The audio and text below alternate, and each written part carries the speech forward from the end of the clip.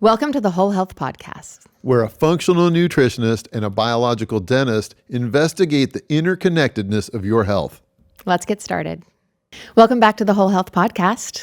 And today we're going to dig in, just you and me, Kelly. We're going to talk about some emerging research around oral microbes and breast cancer. And I feel like this is an area in other cancers that's had a little more attention over the years.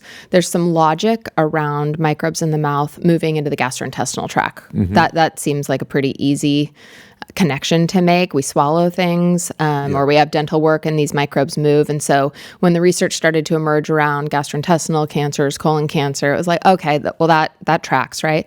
But the concept that oral microbes may have something to do with breast cancer feels a little more abstract maybe for us and for our listeners. So we thought that would be a really important topic to dig into today. I agree. Let's take one step back. Yeah. Because there are practices in dentistry that have acknowledged the risk of something as innocuous as a dental cleaning for certain people at risk, like used to be, people had joint replacements, folks still with heart valve issues. And heck, when I was in dental school more than 30 years ago, it was the practice to give almost anybody with any sort of health risk, like you got to take your antibiotics before you get a dental cleaning. Yeah. Today it's limited just to people with very specific heart condition, but still the idea that why would it be appropriate to take antibiotics before a dental cleaning? Like, what are we doing that would put the body at risk in the vascular system? Right. And what the research shows is even when we chew food, moving teeth, their periodontal ligament attachment in the bone that holds teeth in place, exposes our bodies to microbes in our vascular system. So we know that connection exists. To some degree, we have respected or honored that, maybe more so than would have been appropriate. So we know the connection's there. Before you go further, yes, because I know this research, I present on this, you present on this, but I feel like for our listeners, can you speak to that a little bit more? Talk a little bit more about how a microbe might move through a ligament under a tooth into the vascular system. So before we launch into this next conversation, there's some understanding of how that happens. Yeah, thank you. And we'll probably spend a fair amount of our time today talking about gum disease. Yeah. Everybody's favorite topic, right? Yeah. But the fact is, our mouths, being a part of the gastrointestinal system, are teeming with microbes, and that's great. Many of these microbes are very helpful. Therefore, in the mouth, everything, the tongue, the teeth, the gum tissue, the mucosa, everything's coated in bugs. And so that's also true underneath the gum area, right? So there's this maybe 2 to 3 millimeter piece of gum tissue that goes around all the teeth, and all sorts of bugs live underneath there. When we chew, so teeth are suspended by a ligament. When I'm talking to patients, I say it's kind of like a shock absorbing system. The tooth might move maybe a 20th of a millimeter, not a lot, but still there's some compression or forgiveness within the system. And microbes live around the gum area that is getting wiggled. So when you chew food, it disrupts the epithelial lining or the soft tissue lining. Some of the bugs get into that tissue and are absorbed and can get into your blood supply. Now, why is gum disease so much more of a risk factor? Well, as inflammation increases in these areas, the gum pockets get deeper, which means it becomes less saturated with oxygen, which means bugs that like to live in an anaerobic area or an area that has less oxygen, they tend to be more the players in perpetuating gum disease, in stimulating other adverse health outcomes elsewhere in the body.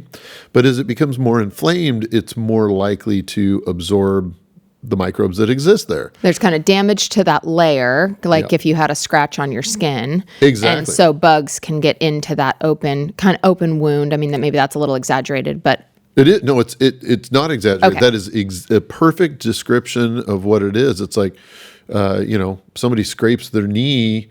Typically, you don't just leave it and maybe scrub some more dirt on it. Right. The idea is you clean it, let it breathe. Yep.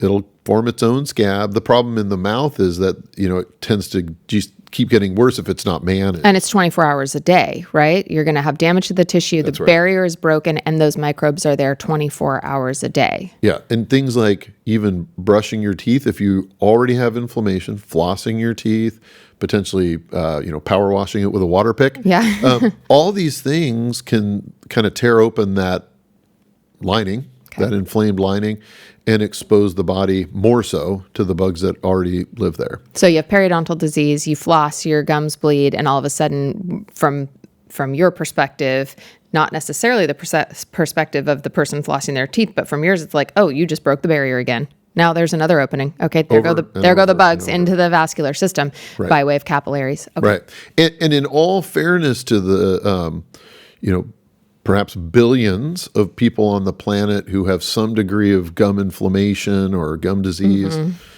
the historical approach in dentistry, which they term as scaling and root planing, which sounds just horrible. It does.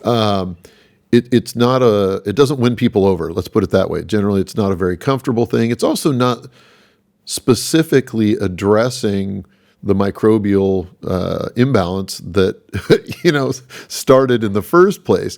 We'll talk today about different modalities that are far less invasive, way more comfortable, highly predictable, and some things you can do at home on the daily to reduce risks, not only for all of the health conditions we know are associated with gum disease, such as heart disease, stroke, Alzheimer's, diabetes, but now, which kind of brings us to our topic today, forms of cancer, specifically breast cancer. So should we hop into this article that came out recently? Let's do it. And I wrote a post on this probably 2 months ago. Let's see, this one, where's your version from? What's your title? Which journal? I've got a bunch of them here. Breast Cancer Colonization by Fusobacterium nucleatum accelerates tumor growth and metastatic progression. And I mean, that's quite a title. It is quite a title. It's, if you're at all interested in health, probably the first thing I would do is look up, like, what the heck is Fusobacterium nucleatum? Right. Which I looked up. It's a gram-negative non-spore forming obligately anaerobic bacterium, meaning it lives in areas without oxygen. Yes. It's frequently found in the human oral cavity and gastrointestinal tract. And my understanding of this little bug specifically is that it is related to periodontal disease. Yes. But it's also found in the roots of like root canal teeth and in the endodontic tissue. Correct. Okay. So, and I have discovered that having sent hundreds of extracted roots of root canal treated teeth, sent that to DNA Connections in Colorado. They send me back a report of what was living inside of this root canal treated tooth. And we find many bacteria, some viruses, some parasites. Yep. But we will frequently see Fusobacterium nucleatum inside the roots of root canal treated teeth. So the importance of this information is that if you have that in your oral cavity, and most people do, you could have zero expression of gum disease. Right. But if it's in your mouth and you have dead teeth, there's a very high chance or risk of that being inside the root canal treated teeth. So I don't want to limit this just to gum disease. This is kind of a clinical extrapolation based on my observations and scientific data. Relating to the pathogenicity or risk for disease creation of Fusobacterium nucleatum, besides periodontal disease, It is associated with systemic infections, including brain abscesses, prenatal infections, and colorectal cancers, and now breast cancer. So cue the freak out from our listeners right now, okay? Because what we're basically saying in this moment is you could have this bug, you may not have any symptoms, it could be traveling all over your body. We call that translocation of microbes, setting up shop around your tissues and causing your body to progress towards Alzheimer's, heart disease, cancers all over. I know. Okay.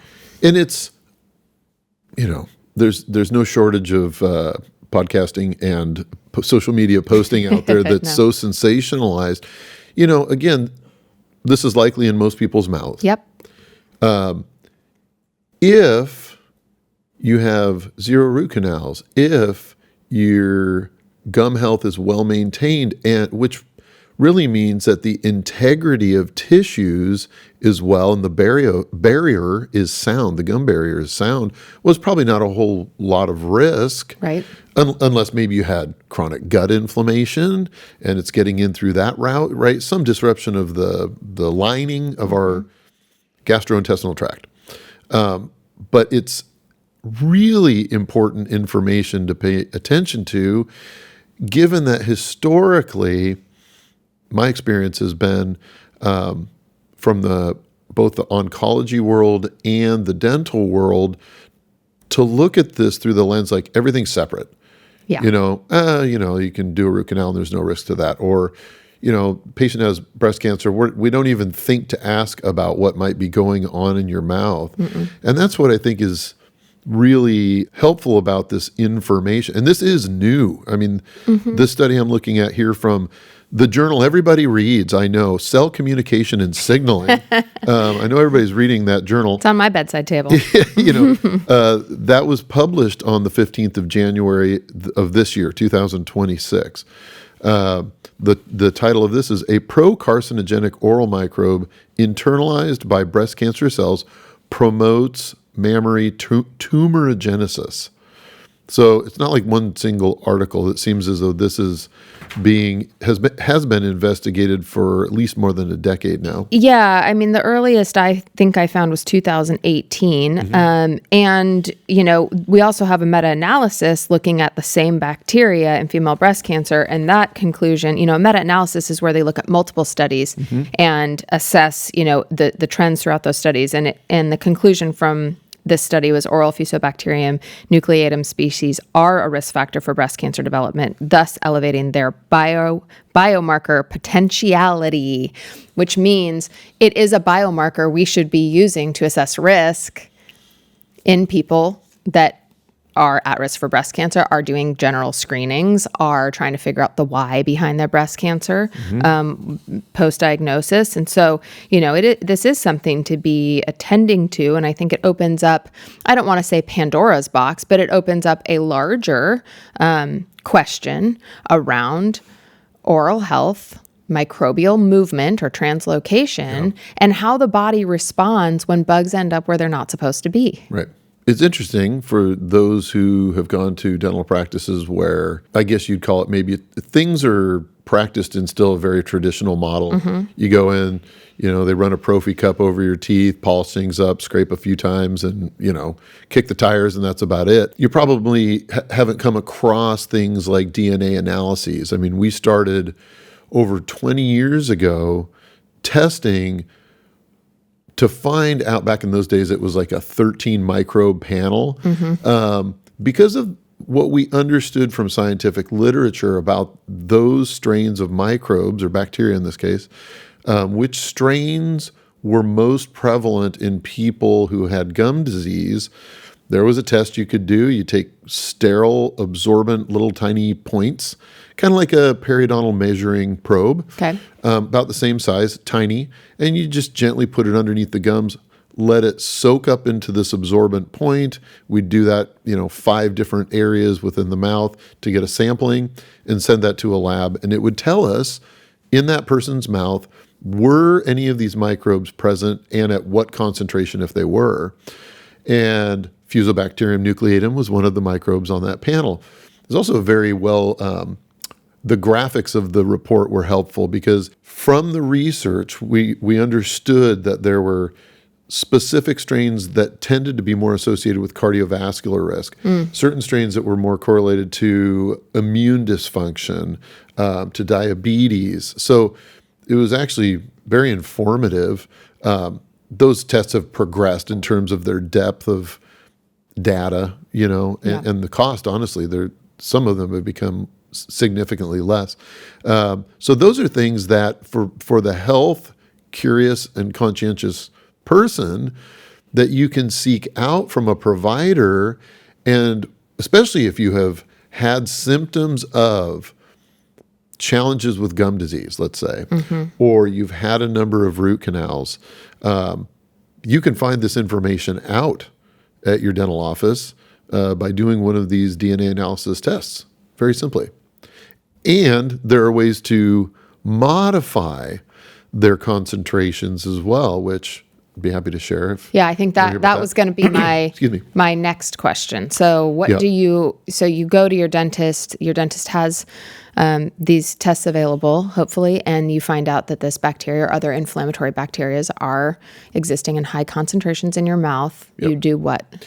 Well, may I start with the history? Yes, please. Of, at least in my own practice, because that needle has moved over time. Sure. So, for us back in 2002, we were approaching biofilm management in the mouth. At that time, this is no joke, we would sometimes apply iodine or betadine. I do that with the horses. Every time they have a little scratch or scrape. Why? Because it works, We were using lasers that both for two reasons. One is that the wavelengths of light, the near infrared wavelengths of light that we use for gum management lasers or with those lasers specifically target some of the microbes that are darkly pigmented, meaning they're just dark bugs under the gum. But also one of the very effective modifiers of a biofilm is heat.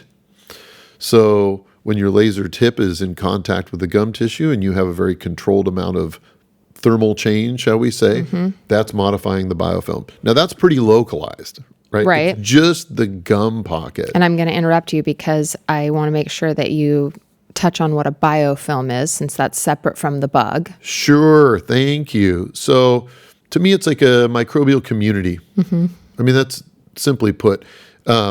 We know for sure that it's not like, what bug do you have in your mouth? I mean, it's hundreds, if not thousands. I mean, I'm not an oral biofilm expert. We had Kim Cooch on here, who is. Thankfully, having known him for 20 years, I've watched that arena of understanding develop. But a biofilm is this complex, synergistic party group of microbes that live together, function together, and will change together based on the factors influencing their environment, which would be diet. It would be, how do we breathe? Are we nasal breathers or mouth breathers? And not just what we eat, but how do we eat? Are we, taking a sip of something sugary or acidic every 15 minutes? Right. For 8 hours a day when you're sitting at your desk drinking coffee with honey or green tea with honey or you name it. Or your super healthy kombucha, it doesn't have to be a can of Coca-Cola. It can be things that we think are relatively healthy. Or even just grazing. Grazing. Being a grazer. Absolutely. Frequency matters. Every time I meet a person who says, my spouse is so lucky, they've never had issues and they eat whatever they want, I always ask them, how do they eat? And they're like, do they graze on things all day? No, they tend to power it down pretty quickly and then move on to the next thing. Yeah. So frequency absolutely matters too. So thank you for asking me about the biofilm. So you're disrupting the community. Disrupting the community, which back when we were limited to we started with the lasers. That's cool. And we saw amazing results along with nutritional modification and home care coaching, brushing, flossing, water picking, those sorts of things. We saw great results.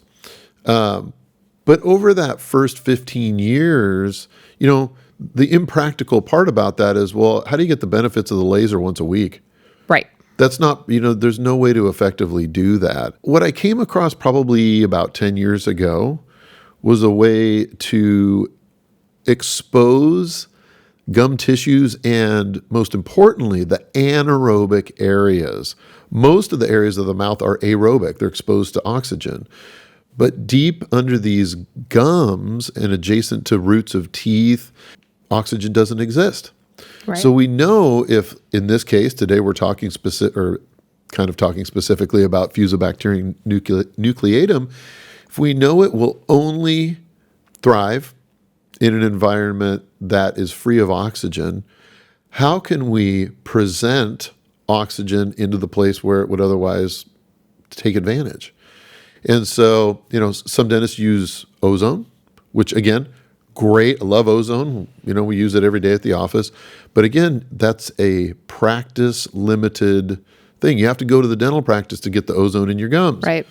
I discovered a system probably a decade ago-ish called PerioProtect that, I'm shouting them out by name because it's one of the most helpful tools I have come across that we give to patients at the end of their care.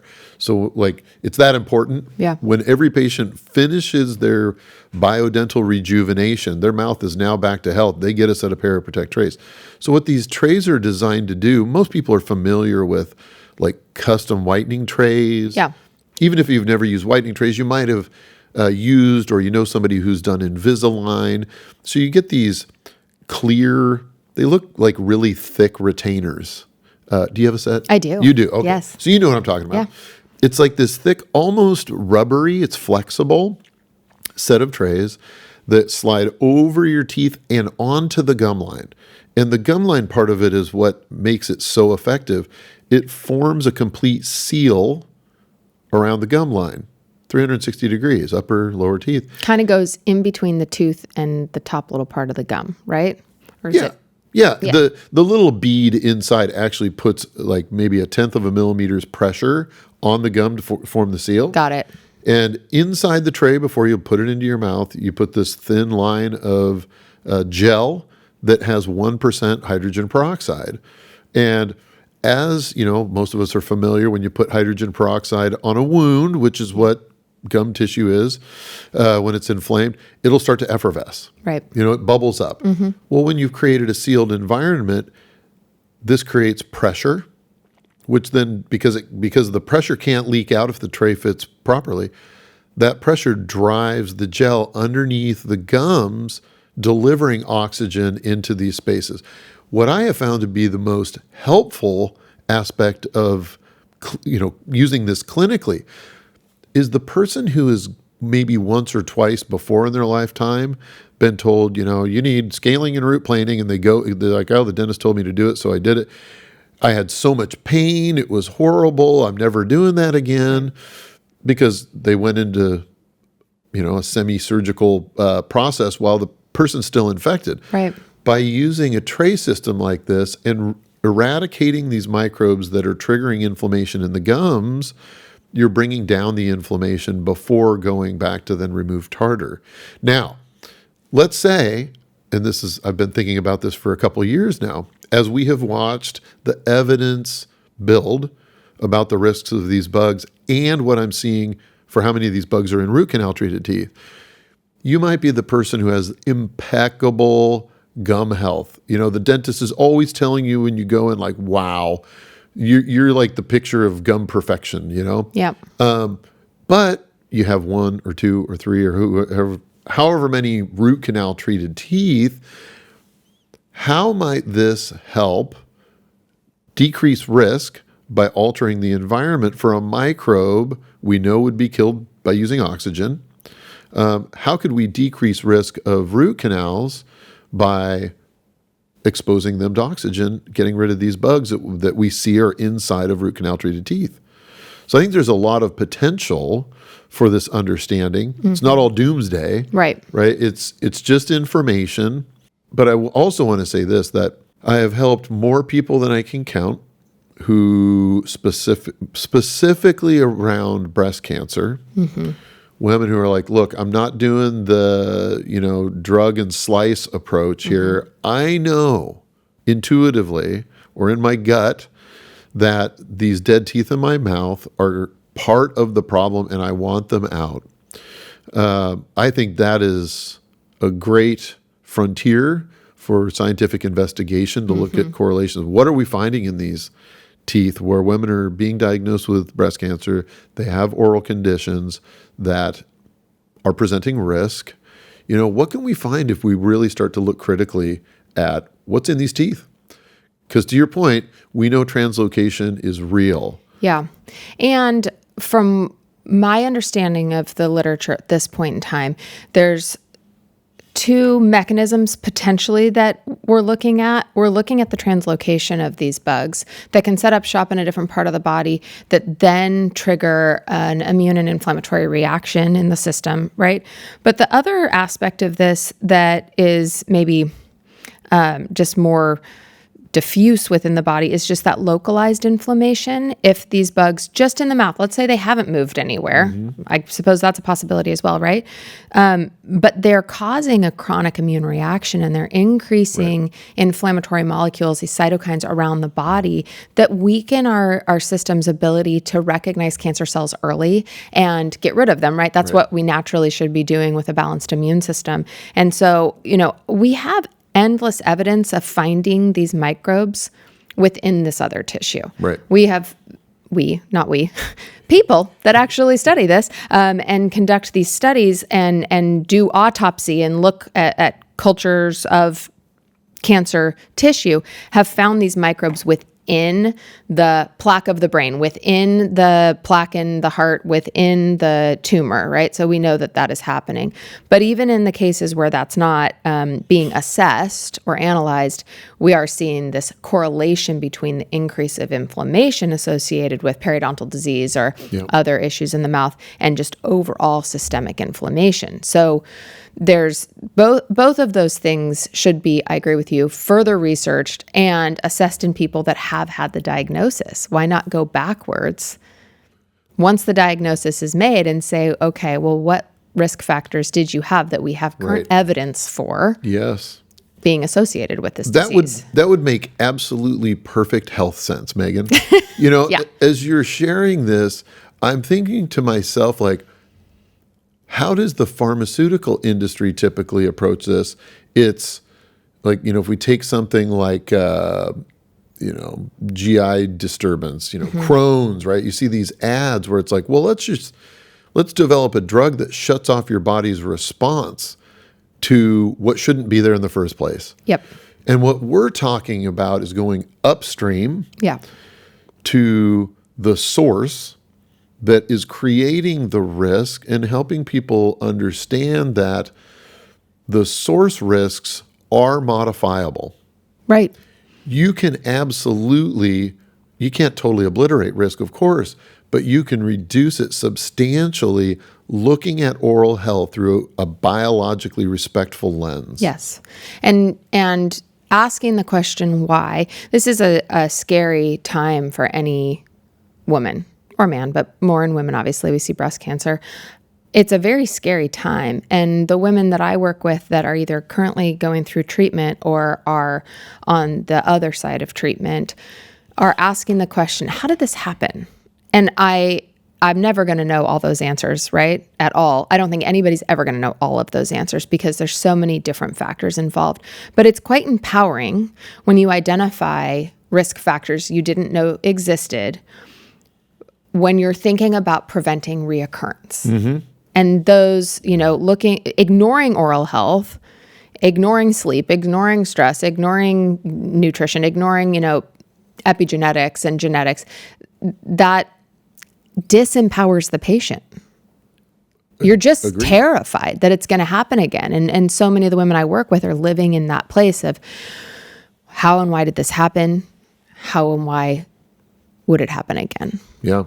Well, and for any human being to expect health when your emotional, energetic resonance, exist around fear, like you can't heal from there.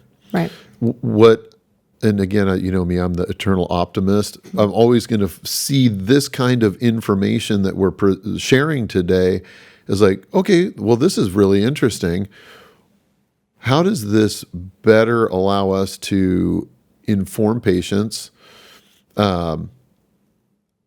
equip them in a way that when they are presented with, I hate the phrase, but, you know, a diagnosis, right? Because, you know, I have this concern for now you own this, you know, I'm a cancer Part survivor. of your identity forever. Yeah. Yeah. And it's like, no, you're still a human being, but your body was expressing something based on the risk factors that you experienced. And unfortunately, many of the things that I was taught to do and to do very well, such as root canals, even the way we were taught to treat gum disease when I was in dental school, did not address the specific risk factors that caused them. There was as a matter of fact, you know, when I think about gum disease and how we were taught to communicate with people, like, well, once you have gum disease, you'll always have gum disease. I'm like, so once you scrape your knee and have, you know, inflammation in your knee, you'll always have inflammation of the knee syndrome? Like, that makes absolutely zero sense. Yeah. Because we know the body is regenerative and it can heal, especially gum tissue. So much blood flow in the mouth, right? It's crazy town. So the science now supports what I've been sharing with people for about a decade, which is that everything that changes in your mouth, from a filling to a dead tooth to untreated gum inflammation, it all matters. Not just like theoretically, but quite literally. And that's what these studies are presenting to us, is like, hey, look at this. Not only does it translocate and get there, but it's creating like worse outcomes. Right. Once you have cancer, it is making the disease progression worse. So we didn't talk about this one other thing that I do want you to speak to. And so we spoke about periodontal disease. We spoke about potentially root canal teeth being a source. We didn't talk about cavitation. And I'm wondering if your understanding is that cavitation, and we probably have to define that even though we've spoken about it, but let's define it. Sure. Does that also present a risk factor with regards to bacteria being either causing inflammation or moving? The short answer is potentially yes. Okay. Depending on who lives there. Yeah. You know, so for those who maybe didn't hear our cavitation podcast, well, go listen to it. Yeah. When teeth are removed, and in my world, people with even the best oral health frequently have had all 4 wisdom teeth removed. Why? Because it's become our sociological norm to, hey, you're 18 or 19 or 20, time to take your wisdom teeth out. Yeah. Now, again, there are millions of times when that's appropriate because they're creating more inflammatory risk. They're not aligned well, blah, blah, blah. However, sometimes they're aligned perfectly well, and why would we take those out when they're healthy teeth, you know? But all that being said, when teeth are removed, the most common way that people are then instructed to heal is that you take the tooth out. Let's hope that the dentist or surgeon cleans out whatever soft tissue junk might be in there. The socket bleeds, and they put that socket in compression with some moist gauze and say, put pressure on this for an hour or so till it forms a clot. And then we're crossing our fingers that it heals. What the scientific evidence tells us is that does not happen. Almost 100% of the time, that will not happen. Particularly the lower wisdom teeth sites. I mean, think about like where does the extra food accumulate in your mouth when you eat or drink? Lower jaw, posterior. Like that's just where stuff hangs out. Occasionally the upper jaw, posterior. Okay. You know, your little pieces of nut chunks from eating your almonds or whatever, you know. So junk gets in these holes. The soft tissue, gum tissue, heals over this socket way faster than the bone can regenerate in a healthy capacity, and it traps stuff in there. The term our listeners will be some of the first in the world to understand this. The latest term for this experience is called a covered socket residuum, what has for decades been referred to as a cavitation. My feeling is, I think cavitation is easier to say and probably more easily understandable. It's also easier to remember. Say it one more time. Covered socket residuum. So in my world of biological bone regeneration, that's the new term du jour, covered socket residuum, or CSR. Okay. If you hear somebody talking about a CSR, they're talking about a cavitation or vice versa. What are the risks of cavitations or covered socket residuums? I'm going to keep saying it, Megan. Yeah, just so thank you. It sticks with you. I want to lodge that in my brain somewhere. Is that one, a multitude of microbes, whatever lives in the mouth can get into that space. I mean, on day one. Day one, correct. Hour one. Yep. Got it. And a lot of times the people who tell me, oh man, yeah, I had a horrible recovery. I got dry sockets. Like, yeah. They got infected, had to go on antibiotics. 100% you will have these covered socket residuums or cavitations. Like that's what's going on there.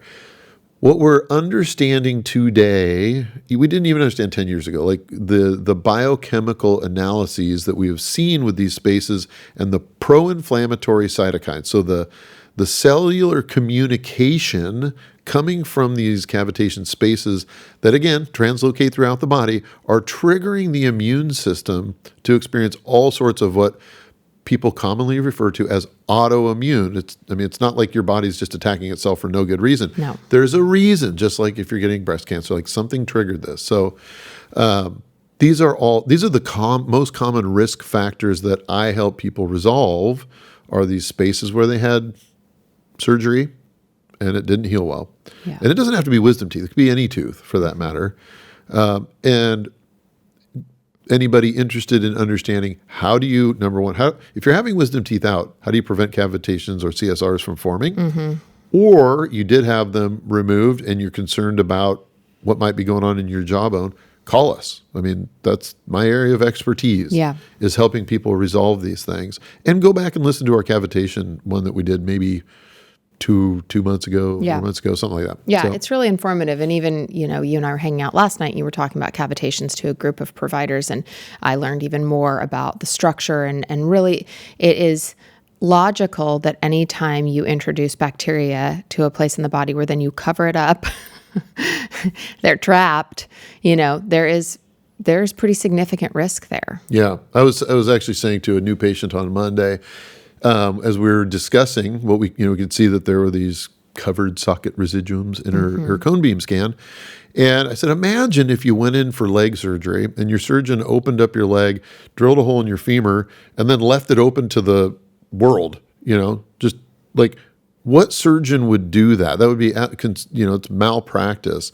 Not to say that dentists taking teeth out and not doing anything to help the areas heal is malpractice, but with today's evidence, today's grafting technologies, utilizing your own healing cells, we can absolutely help prevent these things from occurring. Yeah. It's standard of care right now not to do any of those things. Correct. But we know that standard of care takes approximately 30 years to change after research. 30 years after research is when you're going to go to your everyday doctor or dentist and see the standard of care shift. And so a lot of the work you and I do is pushing the fast forward button on standard of care. Our own standard of care is based on more current research. Yeah. Yeah.